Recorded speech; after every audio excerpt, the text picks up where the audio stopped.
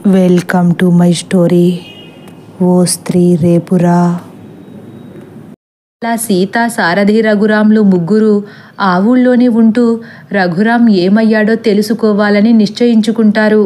మరునాడు ఉదయం సమయం 8 గంటలు. వదినా, నాకు కొంచెం చట్నీ వెయ్యి అని ప్లేట్ ముందుకు పెడతాడు రుద్ర. సీతమ్మ, నాకు ఇంకో 2 ఇడ్లీ వేయి తల్లి అని సారథి కూడా జాలిగా ముఖం పెడతాడు. ఇప్పటికి 6 ఇడ్లీలు లాగించారు సారథి గారు అంటాడు రుద్ర ఓరగా చూస్తూ. నిన్న మీ అమ్మగారి నుంచి తప్పించుకోవడానికే నా ఒంట్లో ఉన్న బలమంతా ఆవిరైపోయింది బాబు. ఇంతకీ మా అమ్మ లెగలేదేంటి వదినా అని ఒక్కసారి గదిలోకి చూస్తాడు రుద్ర. పడుకోని రుద్ర, రాత్రి జరిగిన దానికి అత్తయ్య గారి ఒళ్ళు హోనమైపోయి ఉంటుంది అంటుంది సీత. చాలే ఊరుకో సీతమ్మ, ఆవిడ బాగానే ఉంటుంది దొక్కలాగా. ఆవిడ దెబ్బకే నా చేతులు చూడు అని తన 2 చేతులను ముందుకు చూపిస్తాడు. అయ్యో, ఏమైంది సారథి గారు అని చేతులు పట్టుకుని చూస్తాడు రుద్ర. అవును బాబాయ్ అంటుంది సీత కూడా గాబరాగా. ఏమైందేంటి? మీ అమ్మగారి నిర్వాకం బాబు. గోళ్లతో రక్కేసి పళ్ళతో కొరికేసి మారణహోమం సృష్టించింది మహాతల్లి అంటాడు నీరసంగా. అయ్యయ్యో, నన్ను క్షమించండి సారథి గారు. హాస్పిటల్కి వెళ్దామా, లేకపోతే సెప్టిక్ అవుతుందేమో అంటాడు రుద్ర. మీరెక్కడికి వెళ్ళినా ఉదయం పూటే మీకు అవకాశం. సాయంత్రం గడప దాటితే ఊరుకొని చెబుతున్నాను రుద్ర అని తను కూడా టిఫిన్ ప్లేట్ చేతిలోకి తీసుకుంటుంది సీత. నువ్వు వెళ్ళమన్నా నేనెళ్ళను వదినా. వామ్మో, నిన్న రాత్రి నా గుండె జారి అరికాల్లోకి వచ్చినంత పని అయ్యింది అంటాడు చిన్నగా నవ్వుతూ. నిజంగా రుద్ర, నిన్ను కాపాడిన ఆ అమ్మాయి ఎవరో కానీ చేతులెత్తి దండం పెట్టాలి అంటుంది సీత కూడా నవ్వుతూ. ఒక్కసారిగా రుద్ర కళ్ళలో సిగ్గొచ్చి పడుతుంది. చిన్నగా నవ్వుతూ ప్లేట్ వైపు చూస్తూ మెలికలు తిరుగుతూ చంద్రకళ అని నెమ్మదిగా అంటాడు రుద్ర. రుద్ర తీరుని గమనించిన సీత, అబ్బో, చంద్రకళ చాలా బాగుంటుందనుకుంటా అంటుంది సీత కొంటెగా చూస్తూ. నువ్వెలా కనిపెట్టావు వదినా అని సంబరంగా పైకి చూస్తాడు రుద్ర.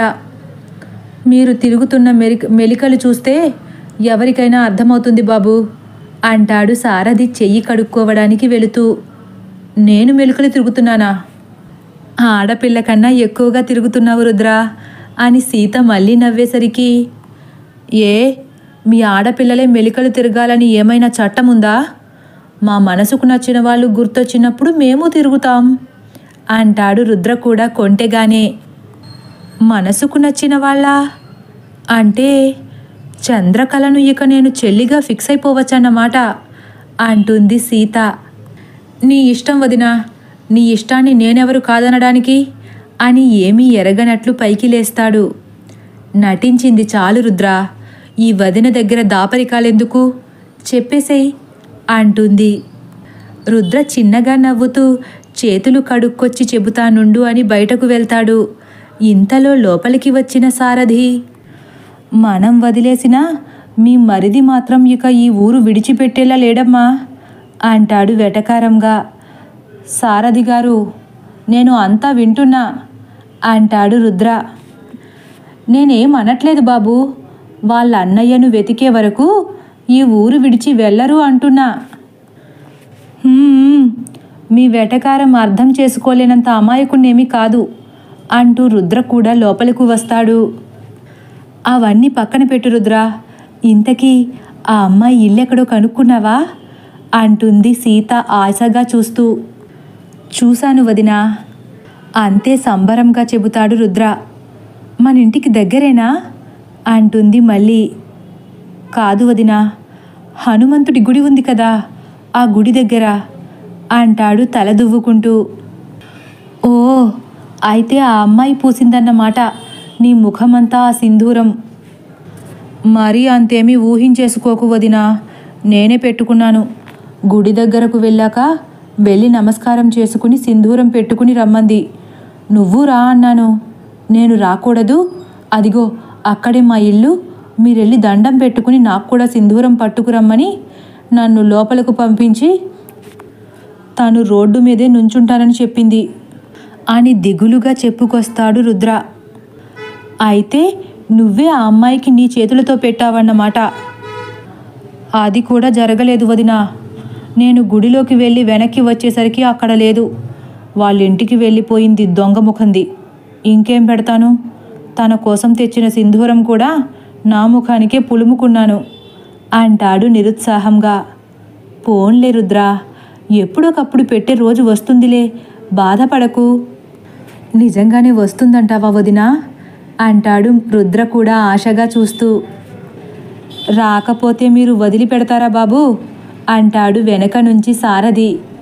రుద్ర సారథి వైపు ఓరగా చూస్తూ, అంటే నేను మరీ అంత జిడ్డులా కనిపిస్తున్నానా సారథి గారు అనేసరికి, జిడ్డు కాదు పరమ జిడ్డు అని నోట్లో సనుక్కుంటూ, చచ్చా అంత బాధ్యతగా ఉంటారని చెబుతున్నాను బాబు అంటాడు సారథి.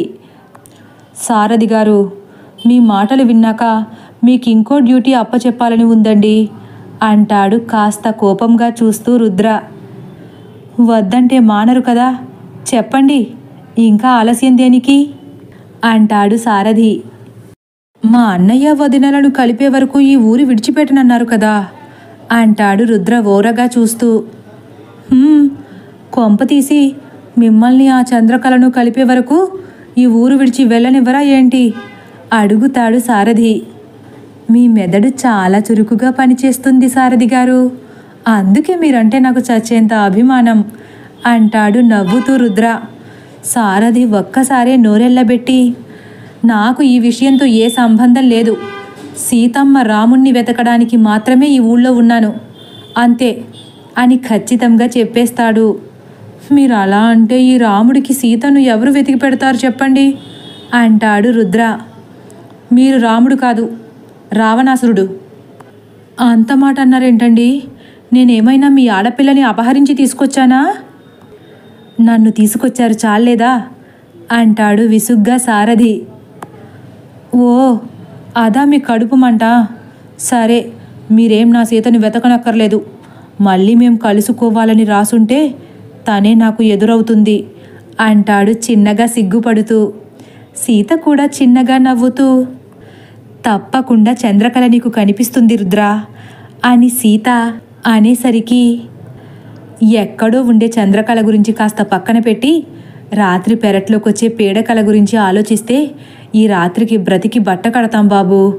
ఇక మీ అమ్మగారి చేత చావు దెబ్బలు తినే ఓపిక నాకు లేదు అంటాడు సారథి విరక్తిగా. అవును రుద్ర, రాత్రవుతుందంటే భయమేస్తుంది అని సీత కూడా అనేసరికి, రాత్రంతా దాని గురించి ఆలోచించాను వదినా.